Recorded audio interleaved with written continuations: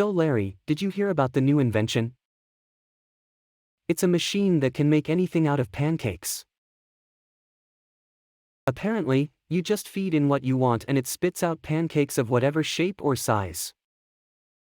That's crazy. So what kinds of things can you make with it?